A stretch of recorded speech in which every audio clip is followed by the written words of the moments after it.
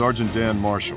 I work for the IRTA, the International... Binary Domain is a third-person shooter released in 2012, developed by Devil's Details and published by Sega. It is like any other third-person shooter at the time, but has a very unique twist on its combat, player interaction, and has a very good story to back it up. But is the game itself any good? Well, let's take a look at it here in the review. Some things never change. Now you follow the game through the eyes of Sergeant Dan Marshall, and along the way meet up with other teams of a group called the Rust Crew, who only have one mission, and that's to find out if the Armada Corporation is responsible for the creation of the Hollow Children, or robots that have no idea that they're actually robots. Take him to Geneva at any cost. That means we get to knock out any scrapheads that try to stop us along the way. Now the story itself is very interesting and a great sci-fi action story that you see in some low-budget movies, but works surprisingly well for the game and really keeps you drawn into the story the entire time that you're playing the game. So that is one thing that I will say is really good about the game, is its story. As far as the game's mechanics, it works like your run-of-the-mill third-person cover-based shooter, similar to Gears of War. However, the main difference is that your AI teammates actually have a bigger impact when helping you throughout the game through a morale system, which dictates their relationship towards you throughout the course of the game. Now, I would have loved to talk about the other mechanic in the game, which is a voice recognition system, but I couldn't get it to work, and even when I did, it barely could pick up any of the commands at all. But you can still use the keyboard commands to issue commands to your teammates without an issue, and that's normally how I went through the entire game to play. Now in the game, you get the standard affair, assault rifle, pistol, and secondary weapon and grenades to use against the enemies. Now, this game was ported from console, and you can easily tell that it was just from the way that it switches the weapons and from the controls, which I'll get into a little bit later. Now you can see I'm giving orders to my teammates, and that is one part of the morale system and how it works, by giving orders to your teammates and following through, whether through praise or actually finishing out an attack if given the order to attack. Now with the morale system, when something like that happens, you gain positive morale, which makes your teammates more likely to listen to you or follow your orders. If you do something like shoot them or don't follow through an order or get shot a lot, you'll lose respect from them through the morale system, and they're less likely to follow your orders. Now throughout many points in the games, you'll find these shops where you buy ammo, health packs, team upgrades, which I'll get into a little bit later, or where you actually upgrade your weapons from firepower, capacity, fire rate, either for you or your teammates, whoever you have assigned to you at the given time when you're at the shop. Now to purchase these items, they rely on credits, which you get for killing any various amount of enemies in any given way, whether it's shooting off their limbs or just blowing them up. However you see fit, you do get a certain amount of credits for each type of kill that you get throughout the game. And at the end of every shop purchase, you get a little bonus roll that gives you a little bit of extra ammo, grenades, health pack, you name it. It's just a little fun thing after every shot. If we don't do something. HQ, do you read? Now there are many boss battles that you will encounter throughout the game, and a lot of them are scripted, so it's not like you're just shooting at an enemy until they fall down. A lot of them you have to wait for certain scripted events to happen, so you will just be shooting for a while until these events happen. Now I would say they're not bad, but just the fact that you have to sit there and wait for the scripted event to happen is a little annoying. I get, it has to do with pacing, but in the way the game works, it's very annoying, very time consuming, and you end up wasting a lot of ammo, which you have to end up repurchasing anyway, or trying to scavenge as you continue to play through the level.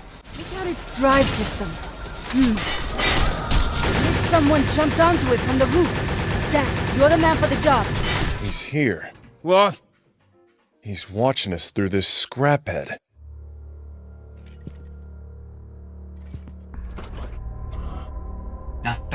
Thank you, man. Now for character-specific upgrades, you get 6 slots to use, whether you buy them through the shop or find them throughout the game.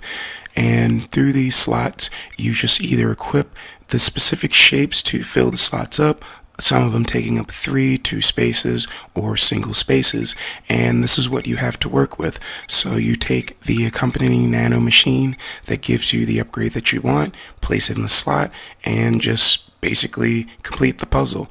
And when you're done, you equip it, and then that character will have those specific upgrades that you gave it through the shop. Now you're able to do this for any character in the game, but my strategy was to always focus on the characters that you tend to use on your team, only because that's going to have the greater impact when you're doing the majority of the things in the game. So say you upgrade a character that you never pick. Yeah, they're upgraded, but you're kind of wasting resources on a character that you're necessarily not using on your team, so they really aren't of use as compared to someone that's on your team and you're trying to upgrade them so they can perform better and be a better teammate.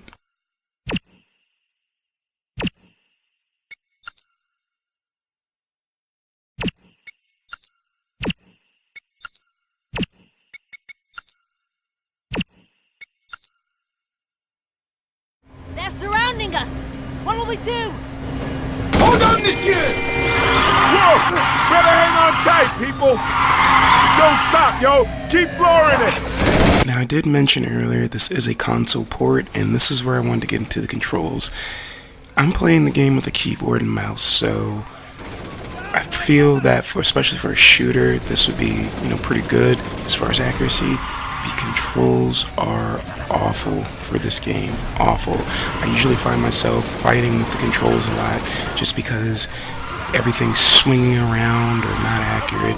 You can definitely tell this was made for a controller and not with a keyboard and mouse in mind. Now you can plug in a controller and play the game, but I don't have that set up right away, so I just rather play the game with a keyboard and mouse just because it's out of convenience.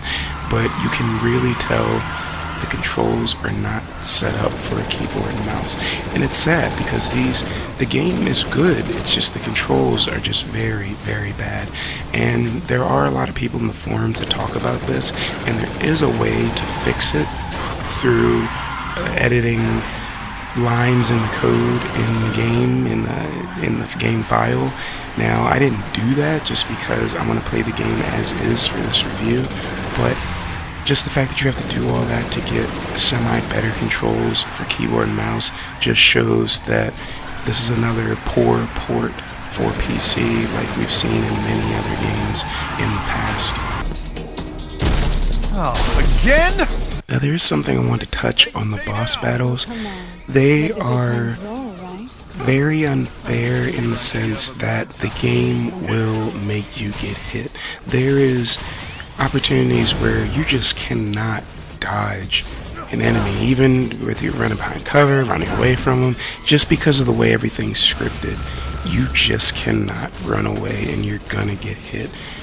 In my opinion, that's a very bad design. Now granted, health packs are plenty, but it is a terrible design in my opinion. Dan, focus your fire there. Blow his head off. Right to do that. Now overall, is Binary Domain a good game? Well, yes, it is a very good game, has a very good story, very good elements to that story, good combat, good elements as far as upgrades and getting you engaged in the game, and a very unique mechanic as it comes to the morale of your team. Now, my only con to this, cheap bosses, bad controls, but you see that with so many other games, and honestly, it's not enough to detract from the overall game. So for this game, I'd probably give it a solid 7 out of 10. It's not bad, it's not amazing, but it fits into the niche of third-person shooters that it was interesting for the time and hopefully gained enough traction to make a Binary Domain 2, because I would honestly get that game and play it as much as I did the first one. Charlie's group too. When it rains, it pours.